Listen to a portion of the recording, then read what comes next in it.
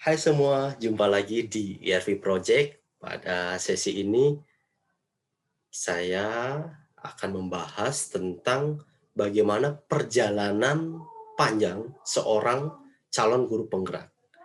Ya, perjalanan panjang ini dimulai dari bulan pertama hingga bulan ke-9. Nah, apa saja kegiatannya? Kita simak yang pertama. Di bulan pertama, itu adalah Bapak Ibu calon guru penggerak melakukan lokakarya perdana.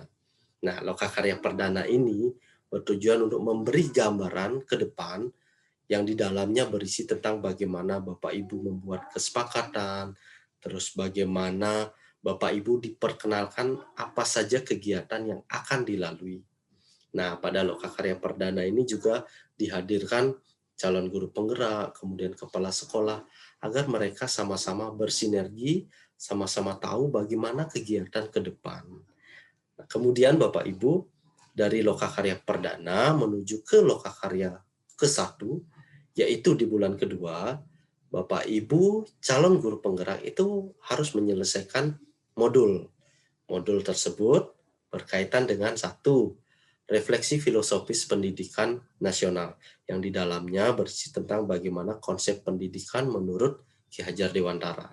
Dan yang kedua adalah Bapak Ibu membahas tentang nilai-nilai dan peran dari guru penggerak. Nah, selama dari bulan pertama ke bulan kedua ini Bapak Ibu akan dilakukan pendampingan individu bersama guru atau bersama pendamping guru penggerak Bapak Ibu.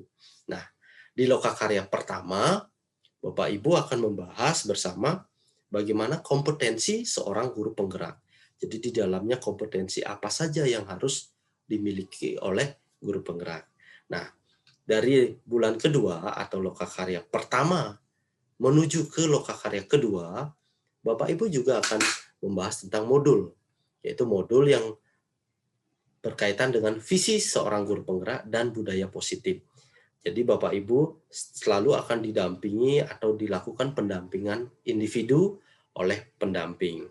Nah, di lokakarya kedua ini, itu akan membahas tentang bagaimana menggerakkan komunitas praktisi program calon guru penggerak.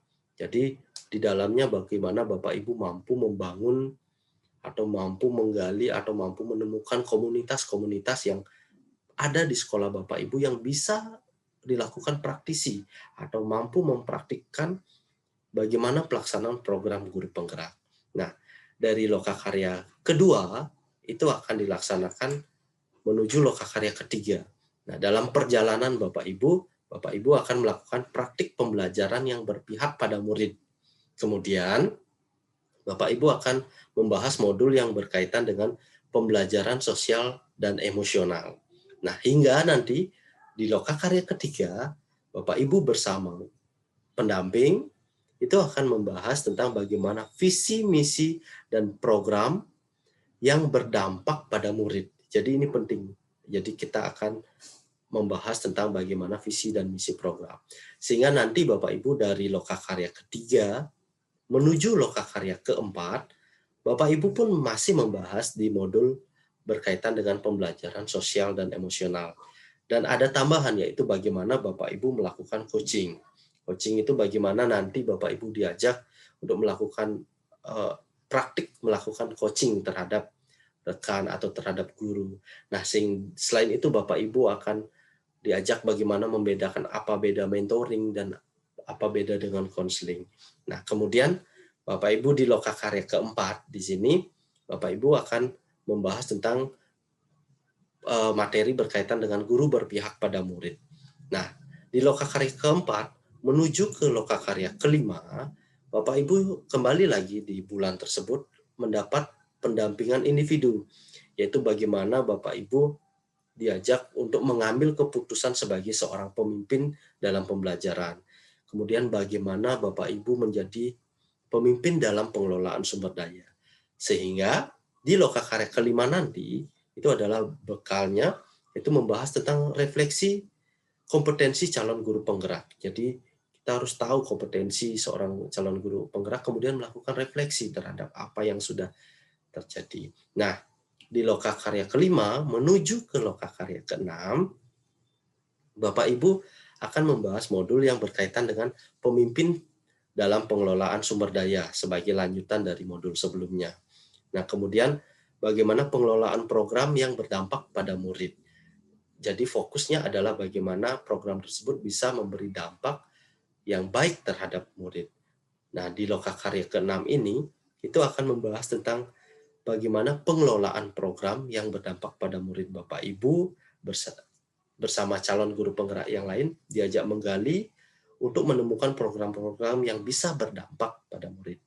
Sehingga Bapak Ibu, di lokakarya ke-7, Bapak Ibu ini merupakan lokakarya yang berbeda dari lokakarya sebelumnya. Karena di lokakarya ke-7 ini, Bapak Ibu melakukan festival panen hasil belajar calon guru penggerak. Bapak Ibu di sini menunjukkan praktik-praktik baik atau hasil praktik baik yang sudah Bapak Ibu lakukan selama 6 bulan berjalan.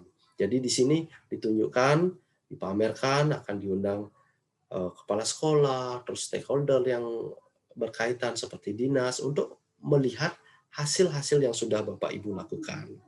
Nah, kemudian dari lokakarya ke-7 ini akan dilanjutkan ke lokakarya ke-8, yaitu bagaimana visi dan aksi sekolah yang berpihak kepada murid. Nah, jadi itu merupakan lanjutan setelah dilakukan refleksi terhadap hasil panen, kemudian bagaimana Bapak Ibu merumuskan visi dan aksi sekolah ke depan untuk rencana setahun ke depan agar program-program yang dilaksanakan sekolah itu dapat berpihak kepada murid. Dan terakhir di bulan ke-9 menuju bulan ke-9 itu yaitu dilakukan lokakarya ke-9 sebagai lokakarya terakhir yang di dalamnya membahas tentang keberlanjutan program. Jadi di sini Bapak Ibu calon guru penggerak bersama tim inti komunitas itu melakukan refleksi terhadap rencana tindak lanjut yang akan dilakukan. Nah, agar program guru penggerak ini tidak selesai begitu saja. Jadi setelah apa yang Bapak Ibu calon guru penggerak dapatkan hingga nanti lulus mendapatkan label sebagai guru penggerak, program ini tidak berhenti di sini. Jadi perjalanan panjang ini Bapak Ibu diharapkan Bapak Ibu calon guru penggerak dapat menjadi bagian dari transformasi pendidikan. Bagaimana menjadikan pendidikan yang ada jauh lebih maju, pendidikan yang memerdekakan. Jadi demikian, perjalanan panjang ini memerlukan komitmen yang kuat dari Bapak Ibu sebagai calon guru penggerak. Selain itu, sangat dipentingkan adanya kolaborasi antara guru, antara kepala sekolah, antara dinas-dinas yang terkait, bahkan kolaborasi antara guru, siswa, dan orang tua. Jadi di sini penting. Nah, semangat Bapak Ibu untuk menyukseskan program guru penggerak. Terakhir, Bapak Ibu, panjang umur perjuangan. Ya, demikian tadi sekilas tentang bagaimana perjalanan pendidikan guru penggerak. Bapak Ibu jangan lupa untuk selalu like, subscribe, komen, dan nyalakan lonceng untuk mendapatkan update dari ERV Project. Bye-bye.